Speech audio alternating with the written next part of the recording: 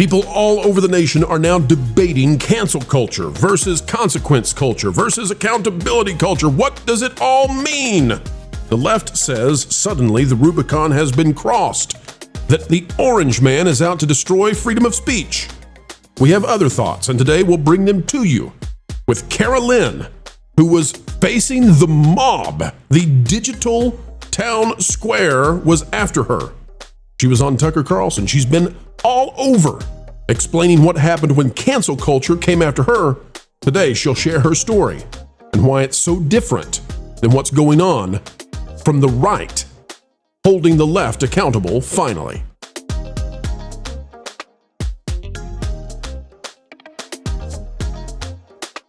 Hello, ladies and gentlemen. Welcome back to the Pro Channel, where we continue to give you what you need to know. And today we're talking about cancel culture. What is it? What was it? What's really going on? We've got one of the most famous names, a survivor of the cancel culture craze, someone who was targeted and came out better on the other side. Carolyn is here with us. Can't wait to get her story to you, and we'll explain why today's version being developed by the mainstream middle of America is better, much better, and not at all the same as what the insane crazies tried to do to normal citizens for the past decade. Folks, if you search for the term cancel culture right now on X, you'll find this kind of stuff. It says, "You tried to ruin this kid's life for a smirk. Do not dare lecture us on cancel culture." Critical Drinker says, "Watching people get taken down by the same cancel culture they created and cheered on for years will never stop being funny." Reminder, here on this channel, we're calling it accountability culture, because cancel culture, you don't get to come back in their eyes. Accountability culture, we recognize that there is a redemption arc in every person's life who wants to gain maturity. James Wood says, "Cancel culture is having your livelihood taken from you because you voted for the Trumpster. Being dropped because you tell bald-faced lies about decent Americans on national television is called being fired." I want to go now to somebody who faced the cancel culture brigades. It is our own Carolyn here on the panel. Kara, you faced the very ugly reality of digital mobs, and sometimes real, wishing for you to no longer be employable. Essentially, for you to not have the capacity or ability to provide for yourself. Kara, what was the sin that you did that caused all of these vicious, nameless, anonymous trolls to come after you? I expressed hesitation of predators using bathrooms for nefarious deeds. Oh, wow. That's very cancelable. Oh, you sound like an awful and unreasonable person. Very milquetoast opinion. Carol, will you share your story? Some people have not heard it before. Would you mind to tell us what it was that happened? What were the ramifications of it? How it affected your life? I want to do a comparison, if it's okay, of what people, because I don't really think of you as being on the quote unquote right. No. TM. I think of you just being a normal person. Very center person. Like just more like morally, I feel like I have sympathy for both sides. Always. That's like, just be good to other people. That is what I live by. So I'm sorry if I felt uncomfortable. If there was some individuals that have been had nefarious thoughts in their minds previously and taken advantage of situations in the past and not wanting to be a part of that or put myself in a situation that could make me vulnerable. Like, because women are always a little vulnerable in those situations. And I know everybody's just like, well, you have a what do you call the whole bathroom situation? Like, you have a both gender bathroom. That unisex all bathroom. Gender. Yeah, the unisex bathroom. But what they fail to forget is, like, if you're in there using the bathroom, you're not going to want your brother in there with you. Right. You can lock the door and no one will give you a problem with it. Exactly. There's that sense of security that everybody wants in a vulnerable state. So, Kara, that was the precipitating event that caused the mobs to look at you poorly and want to have impact on your life. But then, Kara, they discovered something atrocious about you, an unforgivable sin. They followed discovered people on Twitter. you wanted a variety of voices in your life to learn from. How dare you? How dare you, Kara? I follow people from every side. I always have and I always will, because I don't want to be in an echo chamber from anybody. I'm the type of person, I want to see everybody's point of view. And if that means listening to people that I may not always agree with, that's fine. I think I always want to hear people out. I will never shut somebody out just because it is a different point of view. I like taking points of views from both sides and forming my own opinion on a situation. I like to look at facts, see if there are similar facts from either side, form one my own. That's what I like to do. But yeah, I followed people on Twitter. I followed, I think, 5 conservatives at the time of the 1,200 people that I was following on Twitter. And that's it. All it took was that. Kara, I'm starting to think you have the very serious disease of reasonable. I try. Well, Yep. I also want to point out that you said that you were looking forward to playing Hogwarts Legacy. That was also, and I did play included that, in the and I list of very crimes. much enjoyed it. So, Kara, for those who don't know, you had a position in the gaming industry. We have seen how the gaming industry has responded to the tragedy of Charlie Kirk, his assassination, his public assassination in front of his child and his wife. And we've seen how the gaming industry has responded. Perhaps there is no other industry that has been worse in their response than the gaming industry, especially from the AAA game makers. Kara, can you tell us how it affected your life, this cancel brigade that came after you out of the gaming industry? How did it impact you, and what was it that helped you secure a place afterwards? So for me, my job that I had was I was a community manager at Limited Run Games. And now, to set up all of this, while I was at Limited Run, I had not taken a single political stance on either side.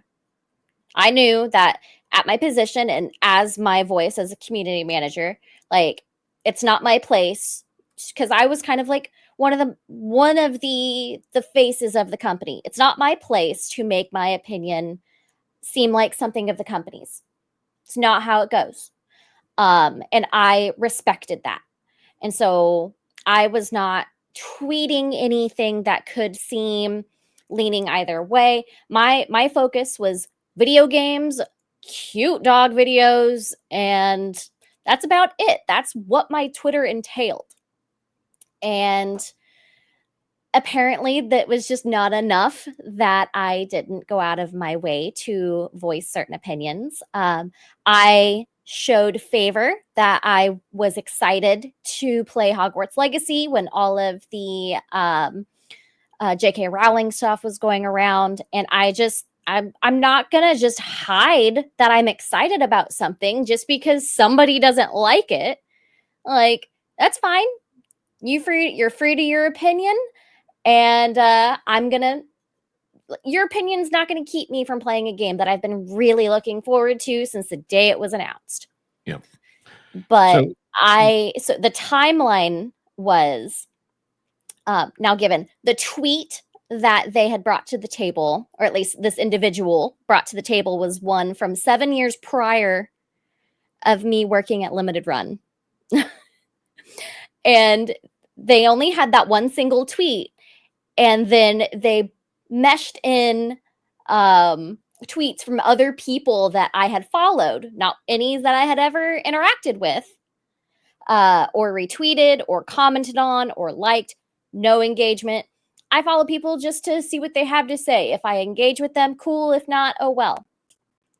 But they brought this whole thing to the table that said, if you don't fire her immediately, like, I'm never dropping another dime with you again. And so that tweet went out like at 8 a.m., 9 a.m. I was fired by 4 p.m. Okay, and so you were treated that way. Meanwhile, Jimmy Kimmel and these others who are posting these vile takes. I mean, like, let's think about Destiny for a minute, who is an influencer who is on YouTube. Destiny has called for conservatives to be in fear in public for their lives. And we're saying that that kind of language, we see very little in the way of reproach. We see little in the way of market impact, like still platformed. And Kara, go ahead, Jonas. Can I throw some things in here? The person who engaged in this cancel campaign against Kara, I don't know the birth name of this individual, and I'm being very careful to be cognizant of YouTube's guidelines for the only thing that you have to be cognizant of on YouTube here. Here he goes again, folks. He's going to do a land acknowledgement. Show was pushed off of YouTube. A live stream was pushed off of YouTube for probably similar reasons a couple of days ago. But there was the founder of BronyCon that goes by the name of Purple Tinker. I've never heard this person speak, but I would imagine a bass or baritone range. How about that? With an affectation in the chest voice. This person was very angry that Kara liked the Wizard game and then went into an investigation of 7 years of tweets to find a reason to get rid of her. And Limited Run Games, as I understand it, this is my opinion, allegedly, all those things, refused to stand up and say, yeah, that's the opinion of one person, or we're not going to fire a person over anything silly like this. No, they let her go immediately, which is consequently, unless Limited Run Games wants to clarify their stance, the reason why I buy nothing digital or otherwise that might come from that company. So just saying. Well, there's a pretty cool He-Man game that I'm not going to be buying that they have their paws in too. So sorry, even if it's a good product, I'm not playing with that stuff. Kara, now that I believe that I've been educated on the matter, it does sound to me like you were obviously a victim of cancel culture. Now, Kara, you were not, in fact, canceled, though. The effort was made, termination was had, that the ghouls online danced on your digital grave, but something else happened. What happened, Kara? Where did you go, and what made this become a victory for you, actually? So I was very fortunate that a lot of people in this space that we're in right now, whether it be you guys, the Geeks and Gamers crew, the like Ryan Kinnell, I mean, there's so many people that just welcomed me in with open arms and kind of told my story and expressed how frustrated they were and how they did not approve. And one of those people happened to be Eric July. I had taken a week to kind of gather myself after everything happened. And I started responding to interview requests. And now, given I was getting interview requests from Piers Morgan, Megyn Kelly, I went on Tucker Carlson. I had articles about me in every news outlet except the left-leaning ones for obvious reasons, for asking me what happened, what am I gonna do, am I okay, an outreach. There was a lot of outreach, and I was very appreciative. And now Eric was the first person I spoke to publicly, and in that interview, he had just kind of mentioned on a whim, hey, if we have any spot at the Rippaverse that we think is going to be a good fit, you're the first person I call. Because I do have years of customer support, community management. Obviously, I'm into pop culture, whether it be video games, comic books. I am newer within the last 10 years, so I don't have the decades of knowledge that some people have, but I'm always learning. But I do have that love for the nerd culture and what it means to be a nerd. And about a month passed after Eric and I talked, and I got a DM from him again. And he was just like, well, guess what? Something opened up, and I want to bring you in for an interview. We spoke, talked about my qualifications and if I would be a good fit. And I have been with Rippaverse since all that happened in 2023. So yeah, it's been a good time. I'm very thankful. It's a lot of work, but I do enjoy it. And it's very fun to meet other people in this space. Because like I was actually just in Chicago over the weekend with like X-Ray Girl, Quarter Black Garrett, Adam Krigler, all them. And there was people who were coming up to me that were at this event that were fans of the Rippaverse. And it's just so like, I love it. I absolutely love meeting other people in this space and them coming up and being excited about whatever the next new book is, or just saying like, hey, like when's the next event you guys are going to be at? Like, I'm incredibly grateful that I got welcomed into this community. And if it weren't for y'all, I do think I would still be in a very dark place in my life. So I just want to say thank you. Well, I'm very happy, and I'm not calling this an ending, but you got a happy ending that's going to go into many sequels, and I'm very pleased for that, Kara. As we've listened to this culture, I wondered, could you break down for us? You know, I'm calling the what the right is doing today, and actually, it's not the right. It's just sensible people. It's people in the middle. It's classical liberals. It is the right. I'm calling this accountability culture now. Mm-hmm. Culture. Right. That feels odd to say it that way, but I'll say it that way. So, culture, what do you see as the differentiating forces between accountability culture and what we would never want to do ourselves? This awful, vicious cancel culture that was used against Kara. We should never do that. What is it that's going to differentiate that going forward? Well, I think it's actually being demonstrated on the right side. Look, you can say whatever you want, as hateful and evil and awful as it is. That's freedom of speech. I'm all for freedom of speech. But what we're asking for is people to be held accountable for their behaviors, actions, and words. And that's actually what's being done here. Right? They're not casting aspersions, on somebody like they did with Kara, going back then. I remember all the silly things that were being associated with her that she had nothing to do with, kind of like with our favorite Cara Dune out there.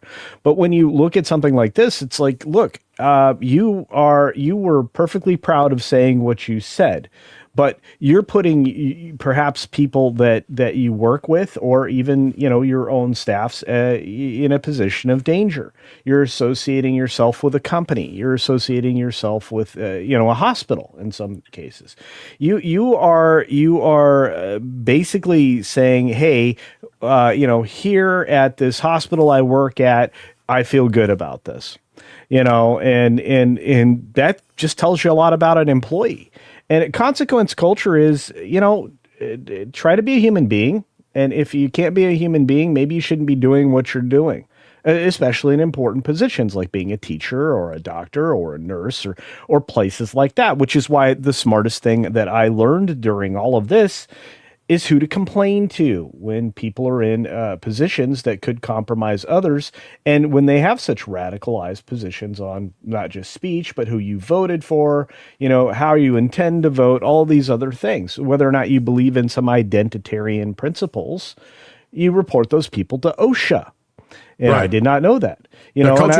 Yeah. You and I have discussed this in the past, the postmodern aspect of this. Yeah.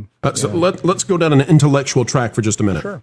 So if somebody disagrees with me about, let's say, what the tax brackets should be, mm-hmm. we should be able to have dinner after that, set the differences aside, and find commonality. There's no need to cancel. That's crazy. If somebody disagrees with me about immigration policy, maybe that's going to be more heated at times because we're dealing with things that really matter. Yeah. However, we should find commonality, go have a drink together, and be human with one another. Yeah. Where the line gets drawn, where we're talking about accountability culture, in my opinion, is when we're dealing with people who are both anti-human and anti-truth. And what I mean by the anti-truth part is we're dealing with people now who they don't believe that they have to tell the truth or that there is even a truth. They believe in power. Right. And so when Jimmy Kimmel comes out and says stuff that is objectively false, it's objectively untrue. We have the evidence. We know it. Everybody knows it, except he's trying to mislead when he does that. And it's even worse than that because it's also an anti-human statement because it's done in a way that will cause harm to others.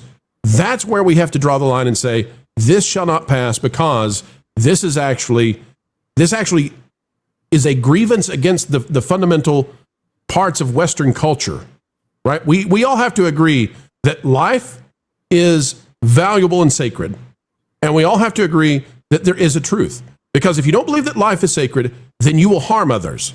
And if you don't believe that there is a truth, we have nothing we can discuss, because it's a zero-sum game at that point. Is that culture? I'm trying to wrangle this in my mind so that we get this right as we go forward. I think Nietzsche gave us some really bad ideas, in his pursuit of that thinking. The idea that there's no truth, only power, and that kind of thing. If you're into philosophy, but look, I think he was an ignoramus, and it was demonstrated that he was wrong. There is objective truth. Yeah, I mean, it's just like there's science, right? Science is only science, if it's constantly challenged. And when it's challenged, if you're constantly reinforcing the same conclusion, a lot of people will settle on that as a fact. And I would say that if you can show time after time that this is a fact, it's a fact. You can certainly argue with it, you can certainly test it, but the results are always going to be the same. We need to live in that world where there's a definitive right and wrong. So this has been tested, it's been shown to be right, it's right. And when you don't believe any of those things, if you don't believe in facts, which is another part of Nietzsche and the idea of postmodernism and all the other garbage that comes along with it, you don't have any laws that govern society. So isn't that chaos, anarchy? Isn't that something that maybe most people don't want to experience? Here he goes into Jungian philosophy now. He's taking us. I'm sorry, but I mean, like, all of these things came from somewhere. Most of the time, they came from very bad ideas. I mean, I'm just teasing you, Culture. I'm just teasing you. I know. So, but I just look, when I look at something like this, having somebody out there as a mouthpiece day in, day out, being inconsistent, telling lies, misrepresenting the truth, like Jimmy Kimmel did in front of an audience of, 6 people out there in the hallway there. Did he really have an effect? I don't know, but it had enough of an effect that they thought that he was dangerous to speak, not because what he said was dangerous, because what he said was inaccurate and didn't fall within, some sort of bounds. When we look at this, when people get attacked, like Kara and many others, to me that's something that bothers me. We should be all about protecting. We should be all about protecting what is actually objectively true. Culture, you started speaking as if you had read an archipelago or two, and Mexican Iron Man out there says, no entiendo qué cultura está diciendo. Sorry, Mexican Iron Man, we will try to transcribe it soon. Look, I'll just say it very simply. And we love Mikey. We need to fall away from these types of mindsets and get back into what actually matters, which is what everybody, here in the States wants to be, which is left alone. Leave me alone to my own devices, and leave me alone to live within a framework that is understandable by all. And right now you're constantly being confused by what you're seeing in media, whether it be physical media or digital media. Things that are supposed to be documentaries are usually not. And I mean, you can question almost everything that you come up with at the end of the day. But at the end of the day, if you test your mettle against these things, you will prove it to be a fact. If you test your intellect, if you apply scientific method, you will find at the end of the day that there is objective truth. You can rely on it, and the fact that other people are presenting different ways of attacking things is just nonsense. Well, you're gonna have a hard time listening to us on your tablet, your phone, your computer, whatever it is, and sit there and say, there is no objective truth. Because how the heck did your device actually come to be, and how is it that we're coming across the airwaves to you magically through the invisible air? Somebody figured that out. You're enjoying Wi-Fi. You're enjoying, you're the vehicle you're riding in. You're enjoying a lot of things all at once. So have fun with that hippie take of no objective truth. Go ahead, Jonas. Right. No, young man, there's no need to feel down. As long as we're getting into all of this, I just want to point out for the audience, Jungians were the ones that came after the Freudians, and the Freudians were the ones that said one thing and meant your mother. gosh. Always. Oh, gosh. Always. What the heck is wrong with them? What is Philosophy jokes. Here we go. Hey, Vash, do you have a bow? They're not philosophy. They're psychologists. Psychology. Well, they actually, Freud with was a Jung, term anyways. they're not actually so separated out, Freud and Jung. There are true psychologists. I don't want to go there. You're getting me in a sidebar. Vash, do you have a bow, sir? I do. Would you put a bow on this one? Yeah. Wrap Tell this us, up here for you. tell us about Sojourner Truth, because it'll all come out in the end. Let me just go ahead and go down the philosophical line. No, I'm not going to do that. I think it's very, very simple. Cancel culture. You know, people have said, you're participating in that. You rallied against that or whatever. And it's like, look, these aren't 20-year-old tweets, right?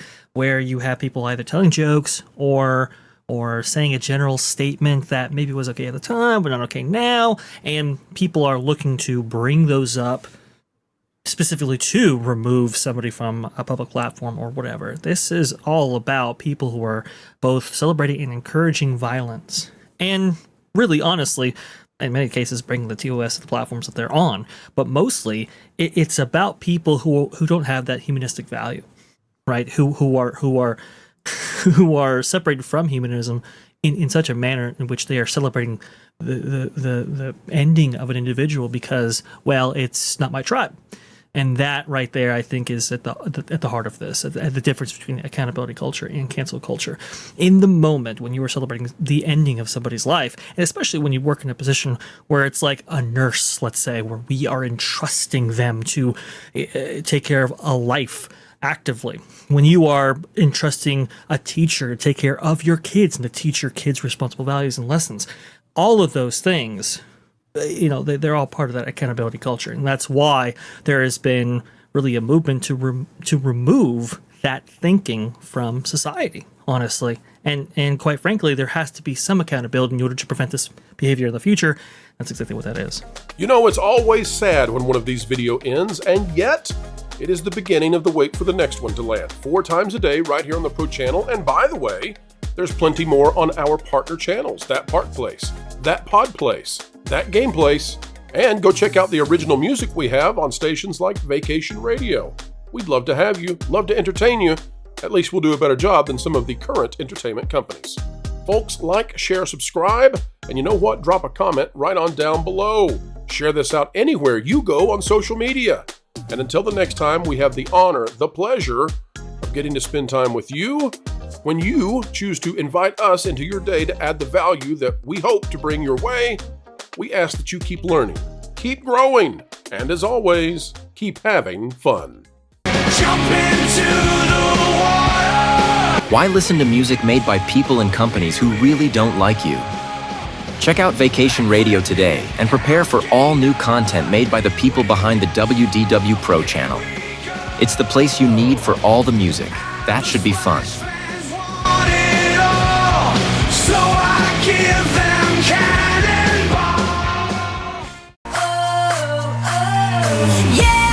Hundreds of songs, every genre you can imagine.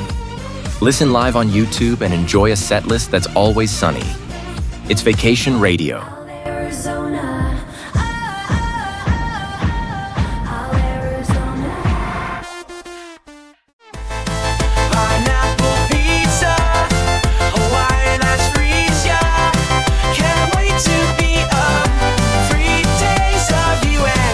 What are you waiting for? Every WDW Pro video has a link to Vacation Radio in the video description. Try it out and subscribe today.